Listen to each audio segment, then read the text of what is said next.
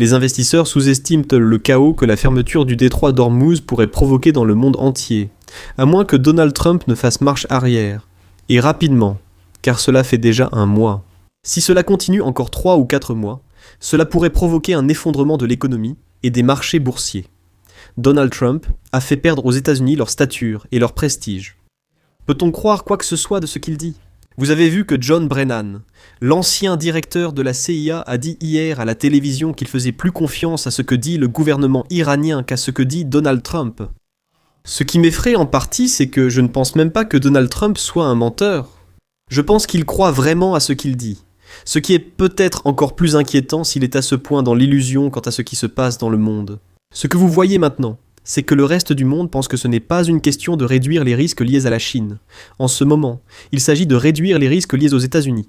Eh bien, tout le monde, nous sommes très honorés d'accueillir à nouveau dans le studio un invité de longue date et un très proche ami à moi, Monsieur Sean Ryan, qui est le PDG du China Market Research Group. Il est aussi l'auteur à succès de nombreux livres sur la Chine. Voici son dernier livre, La Séparation. Si vous souhaitez en savoir plus sur la Chine, Sean est absolument l'un des meilleurs experts à écouter. Sean, bienvenue à nouveau dans l'émission. Eh bien, c'est un plaisir d'être ici, Cyrus. Je ne pense pas être revenu depuis que Trump a lancé la guerre commerciale contre la Chine et le reste du monde, provoquant un chaos économique mondial. Donc c'est bien d'être ici et de parler un peu de ce qui se passe en Chine et de ce qui se passe dans la géopolitique. Absolument. Eh bien, Sean, encore une fois, tu es l'une des meilleures sources d'informations que j'écoute souvent. J'adore tes livres. J'adore tes tweets sur X et tout ce que tu fais. Et encore une fois, je voulais t'inviter parce qu'il y a un nouveau conflit impliquant Donald Trump. Bien sûr, on parle de la guerre au Moyen-Orient. Pour cet épisode, essayons d'inclure la Chine et de profiter de ton expertise pour comprendre ce que la Chine pense de tout cela. Quel est l'enjeu plus large ici ? Parce que beaucoup de gens ici, Sean, disent que, tu sais, c'est un conflit qui concerne tout le Moyen-Orient. Mais comment devrions-nous comprendre cela du point de vue chinois ? Ce n'est pas qu'un conflit du Moyen-Orient. Cela pourrait s'étendre à travers le monde entier et finir par nuire à l'économie non seulement du Moyen-Orient, mais aussi de l'Amérique, de la Chine et de tout le monde pour les 10 prochaines années. Cyrus, quand on regarde, en 1973, l'embargo sur le pétrole a duré 5 mois. Mais il a fallu 10 ans de stagflation, d'inflation et de faible croissance économique pour que le monde entier puisse recommencer à croître. Pendant les années folles des années 1980, avec Ronald Reagan et Paul Volcker. Donc je pense que les investisseurs et les analystes sous-estiment le chaos que la fermeture du détroit d'Ormuz pourrait provoquer dans le monde entier, à moins que Trump ne fasse marche arrière, et rapidement, car cela fait déjà un mois. Si cela dure 3 ou 4 mois de plus, l'économie et les marchés boursiers pourraient s'effondrer. À court terme, la Chine est dans une bien meilleure position que d'autres pays. Pourquoi ? Parce que la Chine a installé 1,2 TW d'énergie solaire au cours de l'année dernière. Et ils ont également installé 1,2 TW d'énergie solaire et éolienne au cours de l'année dernière. Donc, environ 20% de leurs besoins énergétiques proviennent désormais du solaire et de l'éolien. Ils sont donc capables de réduire leur dépendance vis-à-vis du Moyen-Orient. Pas moins de 84% de leurs besoins énergétiques reposent sur le pétrole. Ils disposent de 28 milliards de barils de pétrole en Chine. Ils ne sont donc pas aussi exposés que d'autres pays. Vous voyez en ce moment en Thaïlande, il y a des pénuries d'essence où ils limitent la quantité d'essence que les chauffeurs de taxi peuvent mettre dans leur voiture. Les Philippines, sous Bang Bang Marcos, viennent de déclarer l'état d'urgence. Et vous l'avez vu à Las Vegas. Les prix ont augmenté de 20 à 30%. Donc, la Chine s'en sort mieux que le reste du monde à court terme face aux tensions économiques. Cela dit, voici le problème. Cyrus. Finalement, cela va aussi toucher la Chine. D'accord. En ce moment, il y a probablement beaucoup de produits pétroliers qui sont en réserve pour environ 40 jours, peut-être 4 mois dans certains secteurs. Mais je parlais avec le directeur de l'une des plus grandes entreprises de revêtement ou de peinture de Chine, et il est en pleine panique en ce moment. Il n'a suffisamment de produits pétroliers en stock que pour tenir 40 jours. Il n'est pas sûr, après 40 jours, de pouvoir continuer à produire des revêtements. Souvent, on pense seulement à l'essence à la pompe, mais le pétrole sert aussi à fabriquer des engrais. Il entre même dans les textiles, les vêtements que nous fabriquons, ainsi que dans la peinture et les revêtements. Cela aura un impact sur l'économie chinoise, si cela continue de croître. Et, vous savez, La Chine représente 30% de la production manufacturière mondiale. Donc si la production manufacturière de la Chine ralentit, le reste du monde va être très durement touché, Cyrus. Oui, c'est une très bonne remarque et j'apprécie que tu apportes d'autres perspectives parce qu'on pense généralement seulement à l'essence à la pompe et à l'utilisation du pétrole pour cela. J'apprécie que tu aies mentionné la Chine, responsable de 30% de la production manufacturière. Je comprends bien l'effet de contagion que cela peut entraîner. Tu sais, que penses-tu de la production de pétrole à l'intérieur de la Chine? Par exemple, dans les régions de l'Ouest où se trouve le Xinjiang, est-ce que la Chine produit aussi son propre pétrole qu'elle utilise sur le marché intérieur? Oui.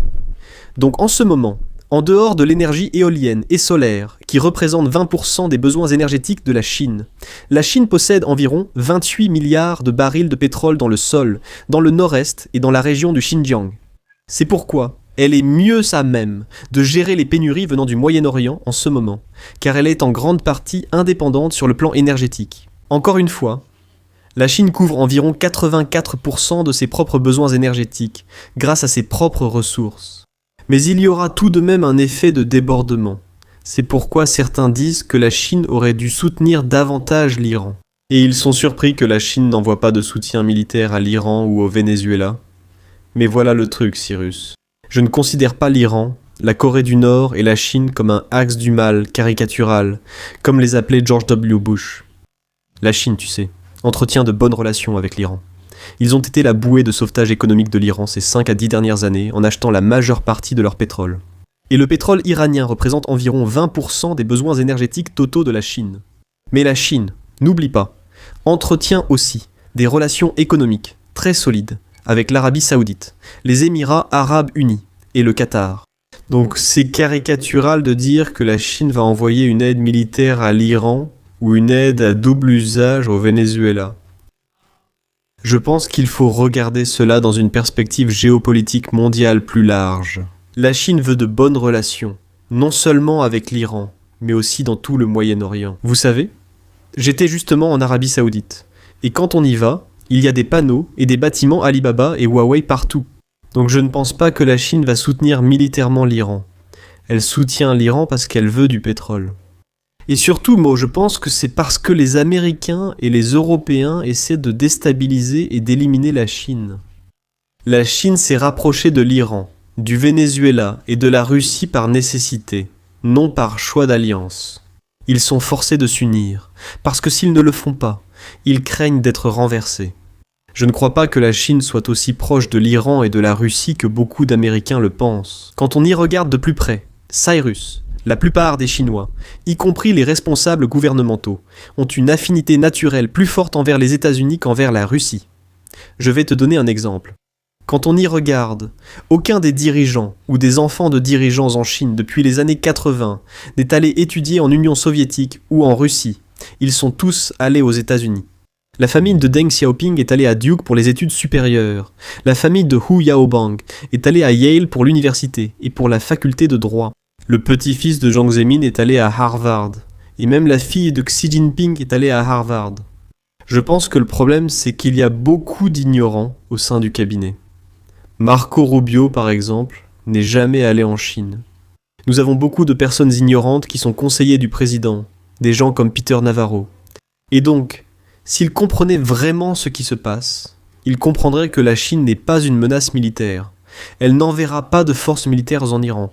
Et ils se sentent réellement trahis par les élites américaines au cours des 10 dernières années et veulent à nouveau renouer des relations plus étroites entre la Chine et les États-Unis.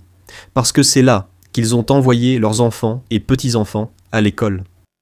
Oui, c'est un bon point. Toute personne étudiant la Chine sait qu'elle pratique une politique étrangère de non-intervention, axée principalement sur le commerce, comme vous l'avez déjà mentionné, n'est-ce pas? Et c'est pourquoi la Chine conclut d'importants accords commerciaux à travers le monde. C'est l'un des principaux partenaires commerciaux de plus de 120 pays dans le monde. Et je pense que les Chinois sont tout simplement très avisés. Ils sont vraiment du genre, nous allons conclure cet accord pour ceci. Nous ferons A contre B et restons-en là. Nous n'allons certainement pas nous impliquer dans votre gouvernement.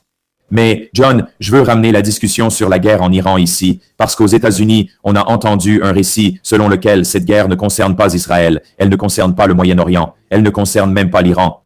Il s'agit simplement de contenir la croissance de la Chine et au final, si nous pouvons renverser l'Iran, ce sera notre moyen d'empêcher l'ascension de la Chine. Il existe un récit plus large, ou du moins une théorie actuellement aux États-Unis, selon laquelle tout cela serait finalement une manœuvre contre la Chine.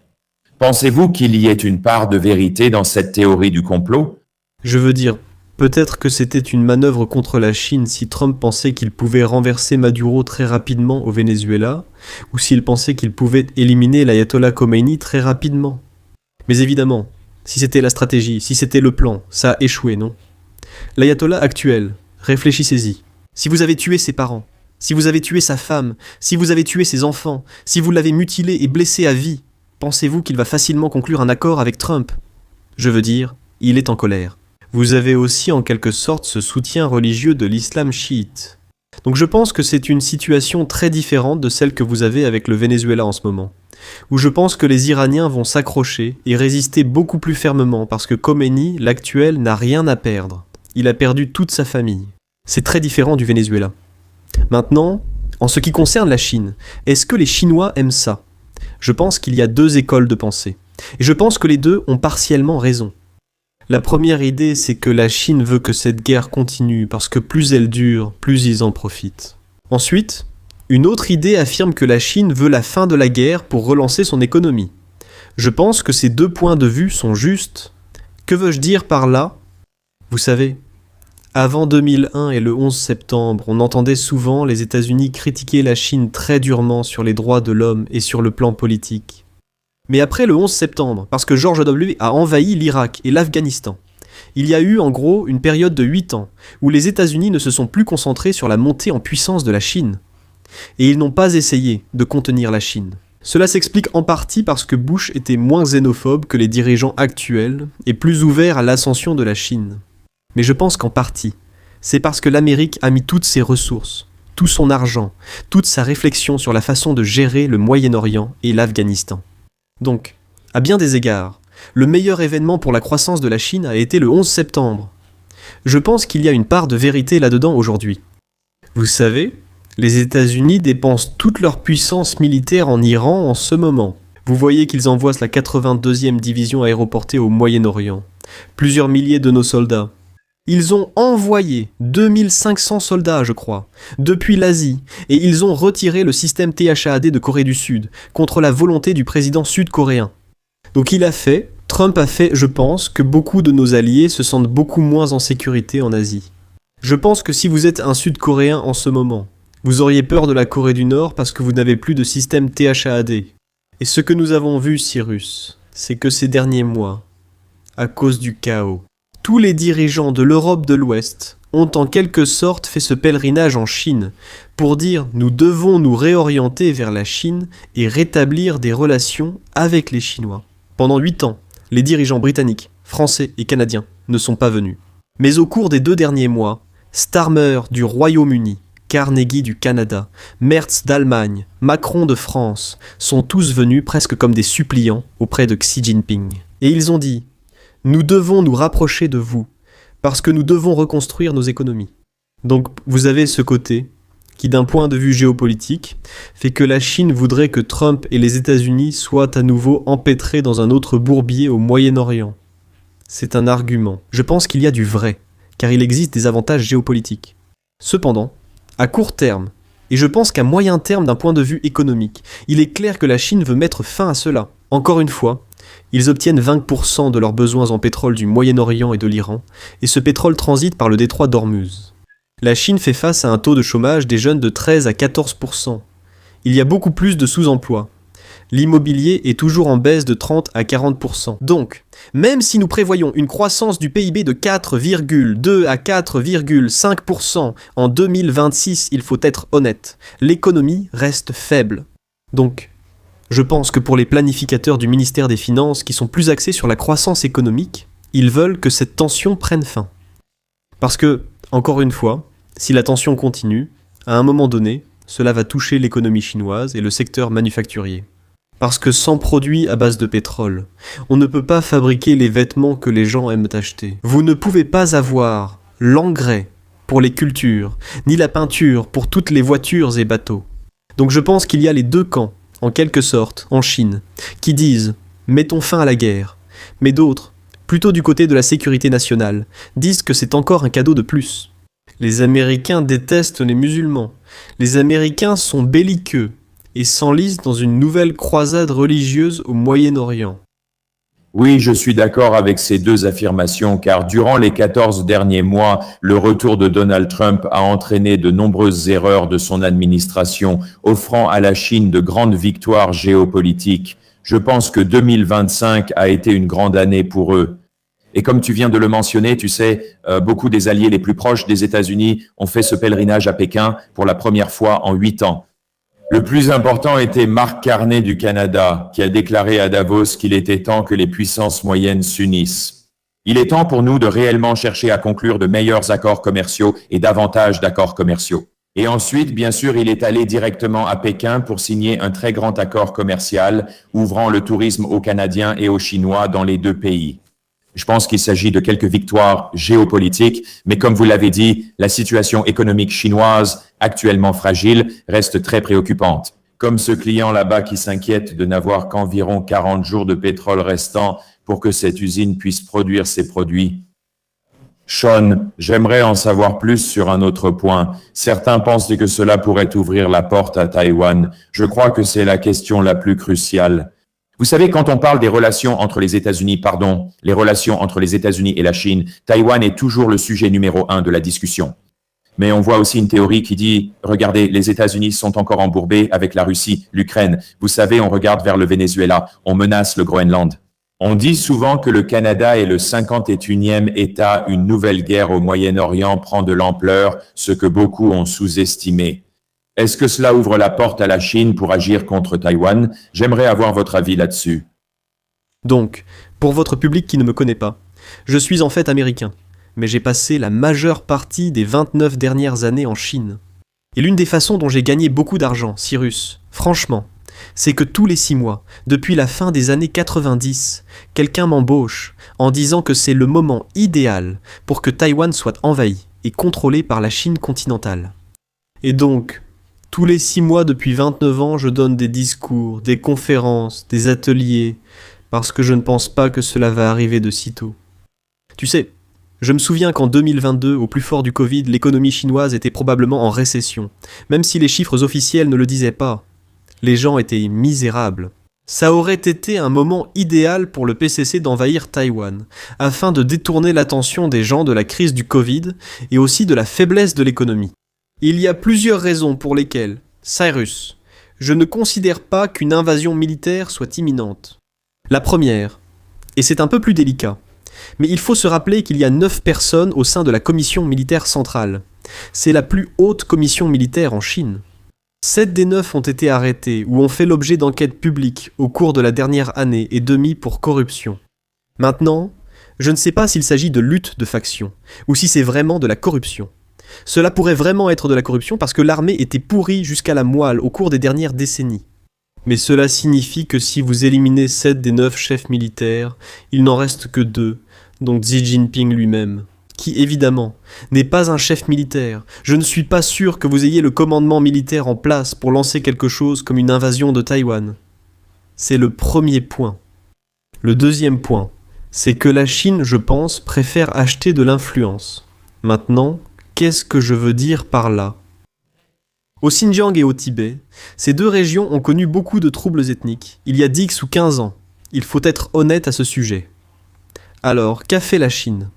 Eh bien, ils ont lancé d'énormes programmes pour développer les secteurs des soins médicaux, de l'éducation et des infrastructures. Ils ont investi des milliards, voire des centaines de milliards de dollars au Tibet et au Xinjiang. Essentiellement, leur idée était d'améliorer la vie de ces minorités et d'obtenir le soutien des élites de ces régions pour soutenir le PCC. Et cela a parfaitement fonctionné. Comme évoqué, je suis allé 3 fois au Tibet et au Xinjiang. Et probablement que les consommateurs les plus optimistes en Chine sont en fait les minorités ethniques, les Tibétains et les Ouïghours dans ces 2 provinces, parce qu'ils ont maintenant une bonne qualité de vie. Maintenant, qu'a fait la Chine ? Ils ont fait la même chose avec Hong Kong. Quand ils ont repris Hong Kong aux Britanniques en 1997, au lieu de parler d'un gouverneur, au lieu de parler d'un maire, Ils ont appelé le chef de Hong Kong le chef de l'exécutif, parce qu'ils voulaient qu'on lui montrait au peuple de Hong Kong qu'ils étaient toujours favorables aux affaires. Maintenant, voici ce que la Chine a fait. Ils ont donné aux magnates comme Li Ka-shing, la famille Kwok, la famille Chang, les meilleurs emplacements immobiliers en Chine et les ont aidés à gagner beaucoup d'argent. Si vous regardez la rue Weihai ou Wang Fujing à Pékin, les meilleurs emplacements sont tous contrôlés par les magnates de Hong Kong parce qu'en gros, la Chine voulait acheter leur soutien. Cela fonctionnait beaucoup moins bien à Hong Kong, car son PIB par habitant est supérieur à celui de la Chine continentale. Parce qu'il y a beaucoup de chrétiens, et le cardinal Zen, qui était le cardinal catholique là-bas, était très anti-PCCH et serait l'un des critiques les plus sévères. Donc, il était très difficile d'acheter le soutien du peuple de Hong Kong. C'est pourquoi vous avez vu les manifestations de 2014 avec les manifestations des parapluies, puis le terrorisme et les émeutes en 2019. Mais maintenant, la Chine a lentement réussi à acheter le soutien des Hongkongais, qui sont restés à Hong Kong, en intégrant Hong Kong à la Grande Baie. Vous savez, j'ai passé beaucoup de temps à Hong Kong au cours des 6 derniers mois, et Stephen Roach avait tort, 100%. Hong Kong n'est pas morte, elle est de nouveau en plein essor. C'était le plus grand marché d'introduction en bourse en 2025. C'est électrisant, parce que la Chine essayait d'aider les habitants de Hong Kong grâce à des avantages économiques. C'était une réponse un peu longue, mais revenons à Taïwan. Donc, en ce qui concerne Taïwan, Cyrus, je pense que la Chine essaye d'offrir beaucoup d'incitations économiques au peuple taïwanais. Donc, dans la province du Fujian, la province la plus proche de Taïwan, ils ont offert des avantages en matière de logement, d'éducation et de santé à tous les compatriotes taïwanais qui décident de s'installer au Fujian. Maintenant, le plus important, c'est de voir que le système politique de Taïwan est vraiment divisé en deux. Le DPP, qui est actuellement au pouvoir, et le président actuel a encore un mandat de 5 ans. Mais quand on regarde le KMT ou le Kuomintang, ils ont en fait de très bonnes relations avec le PCC en ce moment. La nouvelle présidente du KMT en fait. En fait, plus tôt cette semaine, elle a dit qu'elle aimerait venir rencontrer Xi Jinping en personne. Le vice-président du KMT ces dernières années s'est rendu en Chine et a été traité comme un héros.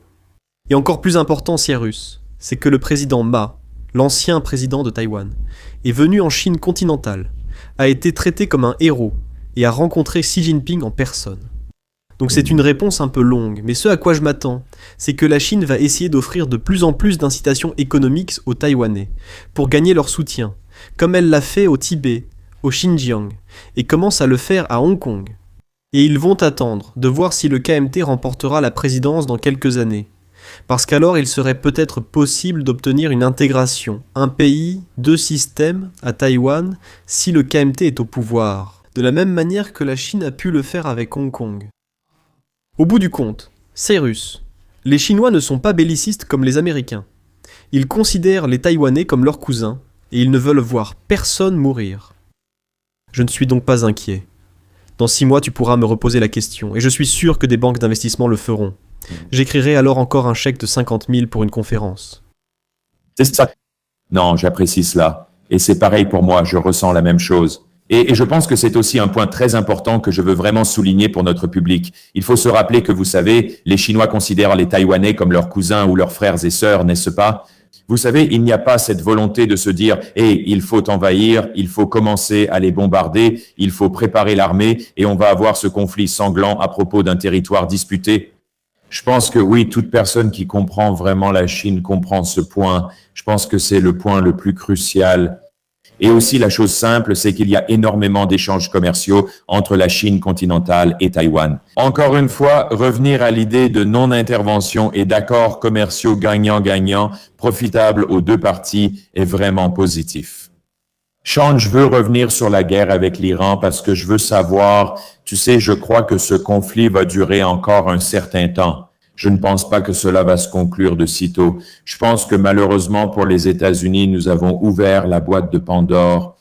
Nous ne pourrons pas refermer cela rapidement. Cela va vraiment impacter l'économie mondiale ici. Mais pensez-vous que cela pourrait potentiellement faire basculer notre économie mondiale vers un monde plus multipolaire? Sommes-nous déjà dans un monde multipolaire? Ou bien ce conflit avec l'Iran va-t-il vraiment pousser encore plus loin ce basculement vers un monde multipolaire? On se dirige de plus en plus vers un monde multipolaire avec différents pôles et centres de pouvoir économique. Je veux dire, je pense que Trump a fait perdre aux États-Unis leur position et leur prestige. Vous savez, peut-on faire confiance à ce qu'il dit? Vous savez? Vous avez vu que John Brennan, l'ancien directeur de la CIA, a dit hier à la télévision qu'il faisait plus confiance à ce que dit le gouvernement iranien qu'à ce que dit Trump. Ce qui m'effraie en partie, c'est que je ne pense même pas que Trump soit un menteur. Je pense qu'il croit vraiment à ce qu'il dit. Ce qui est peut-être encore plus inquiétant s'il est à ce point dans l'illusion quant à ce qui se passe dans le monde. Mais je pense, tu sais, que ça va changer le commerce. Tu sais, il y a 1 an et demi, la Chine était dans un état de grande peur, d'anxiété et de déprime, parce que l'Amérique et les puissances d'Europe occidentale resserraient vraiment l'étau autour de la Chine, et elles empêchèrent la Chine de pouvoir se développer. Ils ne pouvaient pas acheter de machines de lithographie EUV auprès d'ASML. Ils ne le pouvaient pas à cause des sanctions. Ils ne pouvaient développer leurs entreprises sans sanctions ni contrôles à l'export. Mais ce que vous voyez maintenant, c'est que le reste du monde pense qu'il ne s'agit pas de réduire les risques liés à la Chine. Il s'agit en ce moment de réduire les risques liés aux États-Unis. Comme vous l'avez dit, Kearney est venu en Chine et y fait maintenant beaucoup d'affaires. Je pense que les Chinois vont acheter plus d'huile de colza aux Canadiens, ce qui représente un secteur de plusieurs milliards de dollars par an. Ils vont acheter du pétrole et ils ont supprimé le visa pour les Canadiens. Donc je pense que vous voyez la Chine devenir une nouvelle puissance. Et, vous savez, je parlais récemment avec une banque d'investissement et ils m'ont dit que leur commission avait doublé, passant d'environ 700 000 par jour à Hong Kong à 1,2 ou 1,4 million de dollars américains par jour, parce que tant d'investisseurs mondiaux s'éloignent des États-Unis car ils s'inquiètent de Trump. Ils s'inquiètent de nos 39 000 milliards de dollars de dette, et donc ils se tournent vers la Chine. Mais je ne pense pas que la Chine va devenir l'hégémon mondial. Je ne pense pas qu'ils vont devenir la puissance numéro 1 incontestée, comme Mike Tyson, champion incontesté des poids lourds. Je pense que ce que vous allez voir, c'est plus de pôles majeurs. Donc vous avez les États-Unis. Je pense que vous allez voir la Chine. Je pense que vous allez voir l'Inde. Vous allez voir l'Asie du Sud-Est, l'Europe et l'Afrique. Je pense que c'est un monde multipolaire. En fait, je pense que c'est plus sain. C'est mieux que d'avoir un seul hégémon mondial qui, à mon avis, opprime les autres nations. Cela signifie aussi qu'il pourrait y avoir plus de friction dans les 10 ou 20 prochaines années, alors que des puissances se disputent le commerce et risquent des conflits frontaliers. Je pense que le monde sera beaucoup plus dangereux au cours des 10 ou 20 prochaines années, Cyrus, que lorsque je suis né dans les années 70 aux États-Unis. Et même si certaines parties du monde étaient dangereuses, les Américains ont vécu dans un monde assez sûr pendant 20 ou 30 ans. Je pense que ce monde-là est terminé. Je pense donc que les investisseurs devraient envisager d'acheter des actions d'entreprises d'armement. Maintenant, je ne le ferai pas d'un point de vue moral, mais je pense que les entreprises comme Palantir, Raytheon, Lockheed Martin, Durinco vont gagner beaucoup d'argent au cours des 10 ou 20 prochaines années, parce que nous sommes dans un monde multipolaire. Un vide de pouvoir laissé par les États-Unis pousse tout le monde à vouloir le combler. Vous savez ? C'est comme lorsque le pétrole commence à revenir, il vous reste encore 10 ans de stagnation économique potentielle. Une fois que Trump sera parti, plus personne ne fera de nouveau confiance aux États-Unis. Il faudra 10, 20, 30 ans, voire peut-être jamais, pour que les États-Unis retrouvent le statut et la confiance qu'ils avaient autrefois auprès de leurs partenaires. Oui, très bien dit, Sean. Je termine notre entretien avec une dernière question puisque ta spécialité est la Chine. Et j'aimerais simplement savoir quelles sont certaines des tendances que tu remarques vraiment pour 2026 ou peut-être certains des grands sujets d'actualité. Si quelqu'un te demandait, tu sais, Sean, qu'est-ce qu'on devrait surveiller venant de la Chine en 2026? Qu'est-ce que ce serait? Je vais plutôt passer au secteur grand public, mon domaine d'expertise, car nous aidons déjà des entreprises comme KFC ou Apple à élaborer leur stratégie pour la Chine. Je pense que le point positif de ces 6 derniers mois concerne les 10% les plus riches. Ils commencent à être plus optimistes. Ils sont à l'avant-garde pour pouvoir conclure à nouveau des accords avec l'Europe de l'Ouest. Ils sont parmi les premiers à recommencer à gagner de l'argent. Donc, ils voient des opportunités commerciales avec l'Espagne, avec l'Allemagne. Ce sont aussi eux qui lancent leurs entreprises, partent à l'étranger, en Asie du Sud-Est, en Afrique, et ils gagnent beaucoup d'argent. Donc, Au cours des 6 à 12 prochains mois, je pense que les Chinois aisés vont dépasser les attentes en matière d'achat de marques haut de gamme et de luxe. Parmi les marques que j'aime vraiment, il y aurait Ralph Lauren. Ralph Lauren est très en vogue en ce moment. C'est un peu cette ambiance universitaire préppy qui plaît beaucoup aux consommateurs chinois. J'aime vraiment Adidas. Vous savez, 65% de leurs produits sont maintenant conçus en Chine, pour la Chine. Donc, ils connaissent une croissance d'environ 14%, et j'allais porter leurs nouveaux vêtements tendance. Mais je voulais être un peu plus élégant pour vous aujourd'hui. Mais ils sont en plein essor. Et puis je pense que vous allez voir l'essor de certaines entreprises chinoises comme Amalga, Ping et Cosmetics qui sont plutôt du côté haut de gamme. Ils vont prendre des parts de marché à des groupes comme Estée Lauder. Donc en 2026, les investisseurs devraient acheter des actions du secteur de la consommation encore sous-valorisé, qui cible le consommateur de luxe haut de gamme en Chine. Super, c'est fantastique, John. Eh bien, je veux simplement te remercier pour tout le travail acharné que tu fais. C'est vraiment un plaisir d'être en contact avec toi et il faudra que tu reviennes plus souvent sur le podcast. Et je ne veux pas attendre un an pour notre prochaine interview car elles sont très instructives. Notre public adore découvrir la Chine. Voici le livre de Sean, La séparation. C'est l'un des meilleurs livres que vous puissiez lire sur les relations entre les États-Unis et la Chine. Et Sean, je vais te laisser le mot de la fin, mais si tu veux, tu peux dire à notre public où ils peuvent te trouver, où ils peuvent te suivre, ou tout ce que tu veux faire pour te promouvoir. Eh bien, j'espère que je te verrai quand tu seras en Chine dans quelques mois, Cyrus, et que je pourrai rencontrer toi et ta famille.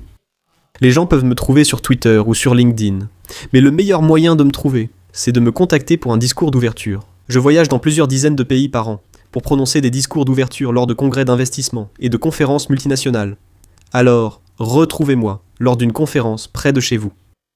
C'est génial. Eh bien, merci à tous d'être restés jusqu'ici dans cette vidéo. Nous allons mettre les liens vers les informations de Sean, ses livres et tout le reste dans la description ci-dessous. Je m'appelle Cyrus Johnson. Merci d'avoir passé du temps avec nous. Et nous avons hâte de vous retrouver très bientôt dans notre prochain épisode.